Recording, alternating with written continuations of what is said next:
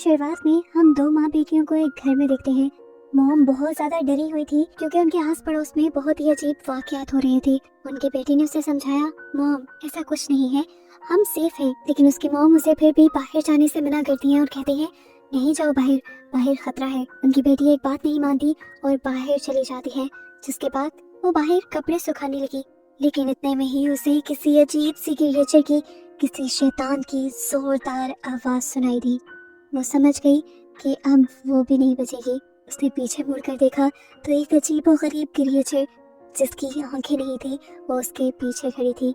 जिस क्रिएचर ने एक ही बार में हमला करके उसे मार डाला। मरते हुए आखिरी मर्तबा जब वो लड़की चिल्लाई तो उसकी मॉम ने उसकी आवाज सुन ली और वो समझ गई कि उसकी बेटी भी उसी शैतान का शिकार हो चुकी है जो इस पूरे शहर में तबाही फैला रहा था। अपनी बेटी के प्यार में वो तड़प कर बाहर तो आ गई, लेकिन उसे ये अपना सबसे गलत फैसला लगा। डर कर वो अब घर के अंदर चली गई, लेकिन वो ये बात समझ गई थी कि वो मॉन्स्टर अब उसके घर के अंदर भी आ चुका होगा।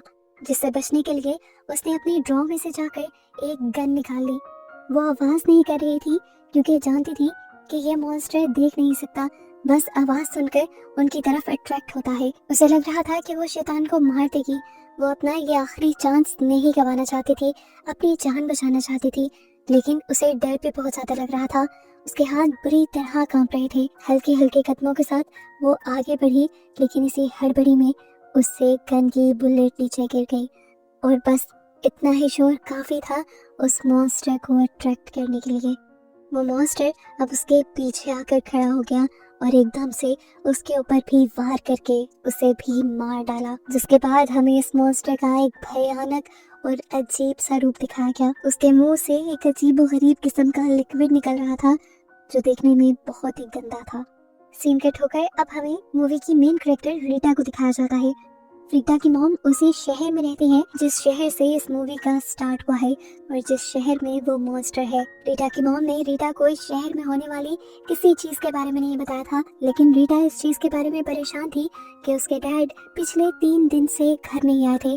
तब उसकी मॉम ने बहाना बनाते हुए कहा वो अक्सर घर नहीं आते, आ जाएंगे। लेकिन रीटा की परेशानी कम नहीं होती और वो फैसला कर लेती है कि कल को ही वो अपनी फैमिली को लेकर यहाँ इस शहर में आएगी। उसकी मॉम ने उसे बहुत मना करना चाहा कि यहाँ मत आना, यहाँ खतरा है, लेकिन रीटा ने उसकी एक बात नहीं मानी। खैर सुबह होती है और दिखाया जाता है कि एलन और रीटा अपनी मॉम के घर जाने के लिए तैयार हो रहे थे। इतनी ही देर में बेन भी तैयार हो गया। उन्होंने पूछा चार्ली कहाँ रह गई। वो अपनी बेटी के बारे में पूछ रहे थे। तब बेन ने बताया वो आज भी टाइलर से लड़ रही है। टाइलर असल में उसका दोस्त था। वो अपने डैड से पूछता है अगर इनके दरमियान में बिल्कुल नहीं बनते तो ये एक दूसरे को छोड़ के नहीं देते। तो उसकी मॉम ने समझाया रिलेशंस में ऐसा ही होता है, रिलेशंस को टाइम देना पड़ता है, फिर सब ठीक हो जाता है। इतनी ही देर में टाइलर और चार्ली भी बाहर आ जाते हैं। चार्ली मॉम डैड को बताती है असल में टाइलर ने मेरे लिए कुछ और प्लान किया हुआ था, लेकिन अब क्योंकि हमें ग्रैंडमा के घर जाना पड़ा तो मैं उसे बस अपने साथ चलने में फोर्स कर रही थी और टाइलर मान भी गया था। अब ये पांचों शहर से निकल जाते हैं अपनी ग्रैंडमा के शहर जाने के लिए। तकरीबन आधा दिन का सफर करने के बाद ये लोग रीटा के शहर पहुंच जाते हैं, जहां शहर के बाहर इन्हें एक लैब नजर आ रही थी। इन्होंने रीटा से इस लैब के बारे में सवाल किया तो रीटा ने कहा कोई नहीं जानता कि इस लैब में किस तरह के एक्सपेरिमेंट होते हैं और ये लैब यहाँ क्यों है।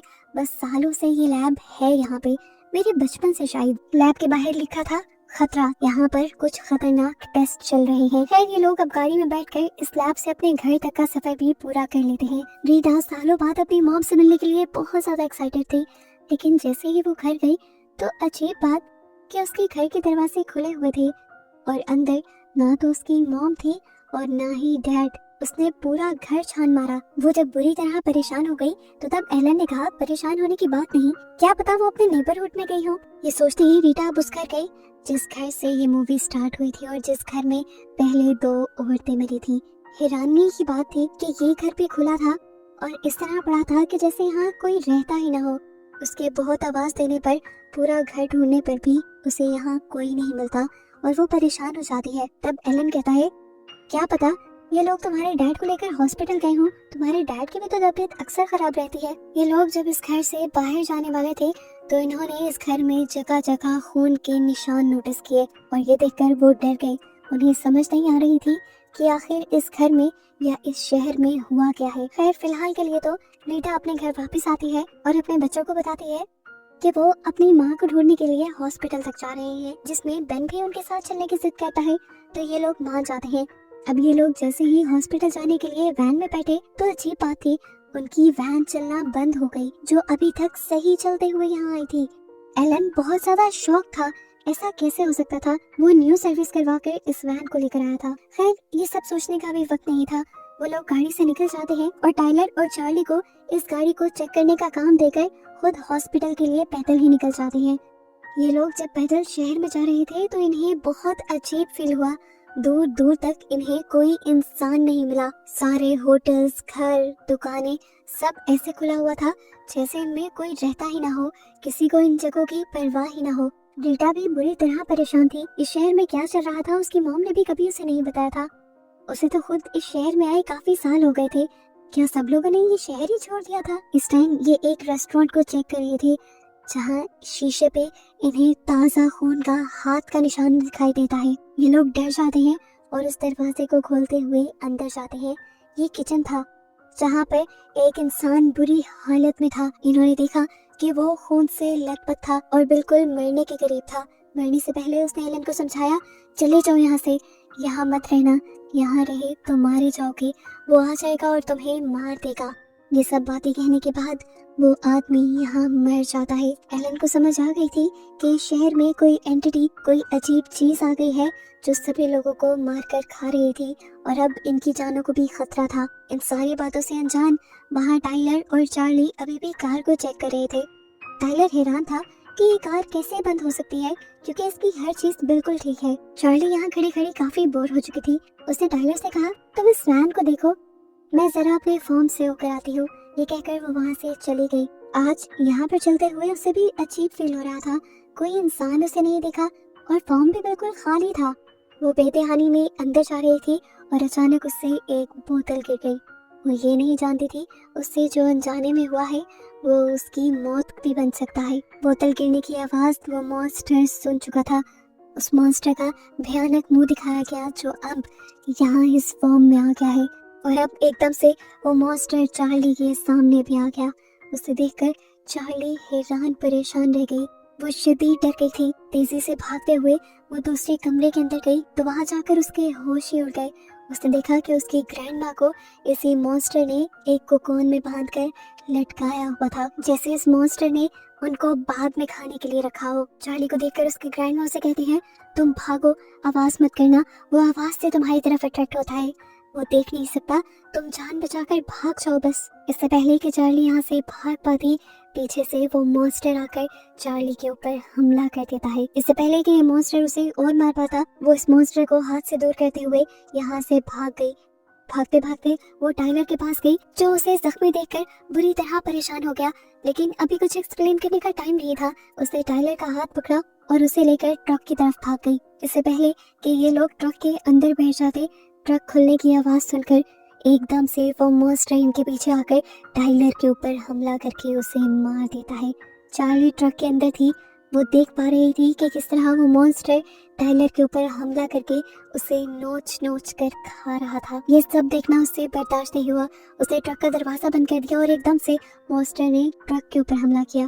वो जानता था कि चार्ली ट्रक के अंदर है, लेकिन ट्रक को खोलना कैसे था उससे नहीं पता था। चार्ली जब तक अंदर थी तब तक सेफ थी। चार्ली को हासिल करने के लिए ये मॉन्स्टर ट्रक को तोड़ने की कोशिश करता है, लेकिन तोड़ नहीं पाता और फिर दोबारा से टाइलर को खाने लगा।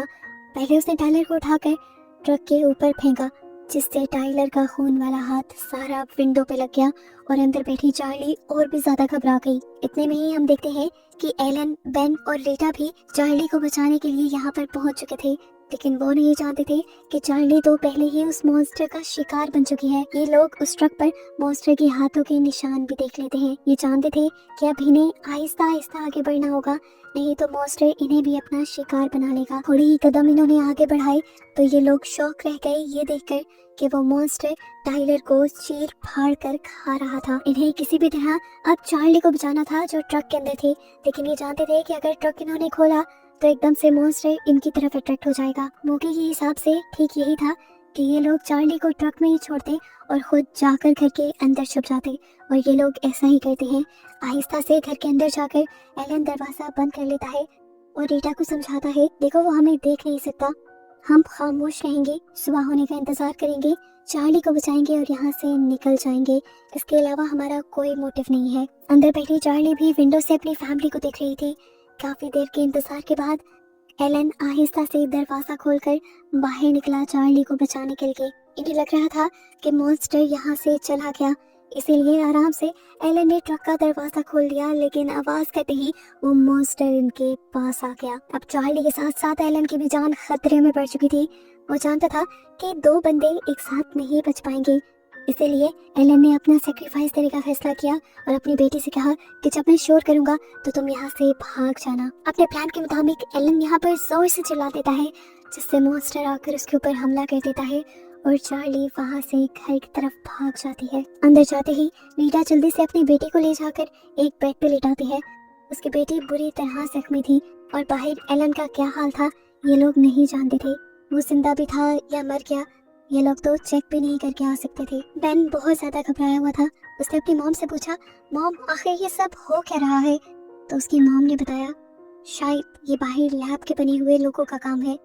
वो किसी ताकतवर चीज या हथियार को बनाने की कोशिश कर रहे थे। उनका एक्सपेरिमेंट फ्लॉप होने की वजह से जरूर ये मॉन्स्टर बन गया होगा और कभी मौके का फायदा उठाकर उन सारे लैब वालों को ओवर करके वो मॉन्स्टर भी आजाद हो गया। यहाँ चार्ली की हालत बुरी थी।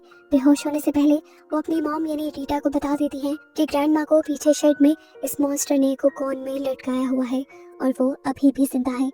ये सुनकर रीटा का दिमाग खराब हो गया। उसके दिमाग में एक नई सोच आ गई। एलन के प्लान पे वर्क करना वो भूल गई। वो भूल गई कि इन्हें सुबह होते ही खामोशी से यहाँ निकलना था, बल्कि अब उसके दिमाग में एक नया प्लान बनने लगा कि उसे अपनी मॉम को बचाना है। वो बेन से कहती है कि तुम चार्ली के पास रहना, मैं अपनी मॉम को बचा कर लाऊंगी। बेन चार्ली के पास ही था और उसने क्या देखा कि आहिस्ता आहिस्ता बेन के जख्मों के अंदर से दांत निकल कर आ रहे थे, यानी वो भी इन्फेक्टेड हो गई थी और मॉन्स्टर में बदल रही थी। और यही बात शायद चार्ली भी समझ चुकी थी। इन सारी बातों से अनजान रीटा अब शेड में पहुंच चुकी थी, जहां जाकर उसने देखा कि उसकी मॉम को बुरी हालत में लटकाया गया है। वो खामोशी से अपनी मॉम को बस यहाँ से निकालना चाहती थी, लेकिन तभी यहाँ पर वो मॉन्स्टर भी आ गया। रीटा जानती थी कि अगर उसने आवाज की तो वो भी मारी जाएगी।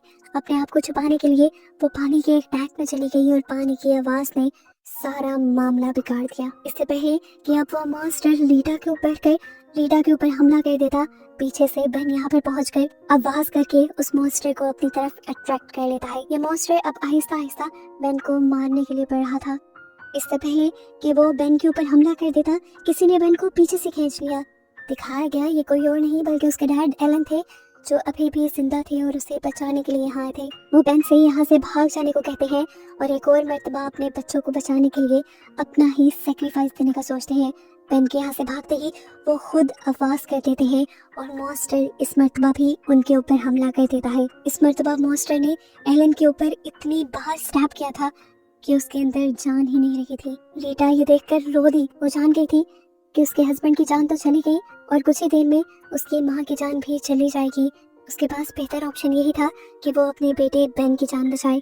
रीटा अपने बेटे को बचाने के लिए यहाँ से दूर भागती है और जोर से चीख मारती है ताकि वो मॉन्स्टर बेन को छोड़कर उसकी तरफ अट्रैक्ट हो जाए। चीख मारने के बाद भी वो भाग रही थी और भागते भागते वो ट्रक में आ गई, जिसके अंदर अब मॉन्स्टर भी आ गया। और मॉन्स्टर के अंदर आते ही उसने ट्रक बंद कर दिया ताकि बाहर उसका बेटा सेफ रहे। अंदर मॉन्स्टर ने रीटा के ऊपर भी हमला कर दिया था। दूसरी तरफ बेन, उसे समझ नहीं आ रही थी कि वो क्या करे। वो आखिरी मर्तबा अपने डैड से मिलने के लिए जाता है और देखता है कि उनके अंदर अभी भी थोड़ी जान थी।